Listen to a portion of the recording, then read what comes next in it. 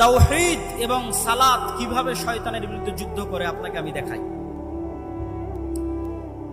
তাওহীদ হচ্ছে ইসলামের মৌলিক বিশ্বাস, যা প্রচার করতে পৃথিবীতে সব নবী রাসূল এসেছে, যা প্রচার করতে কোরআন এসেছে, যা প্রচার করতে মুহাম্মদ সাল্লাল্লাহু আলাইহি ওয়াসাল্লাম এসেছেন। সেটি কি?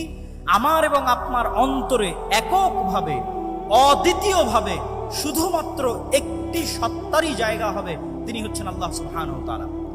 তিনি রব হিসেবে একক, ইলাহ হিসেবে একক এবং অদ্বিতীয়, নাম এবং গুণাবলীতে একক এবং অদ্বিতীয়।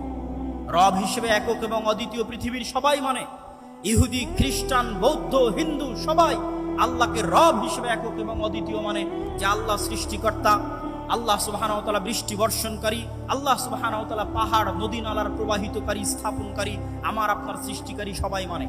কিন্তু আল্লাহ সুবহানাহু ওয়া তাআলাকে ইলাহ হিসেবে একক এবং অদ্বিতীয় কেউ মানে না, মুসলমানও মানে না।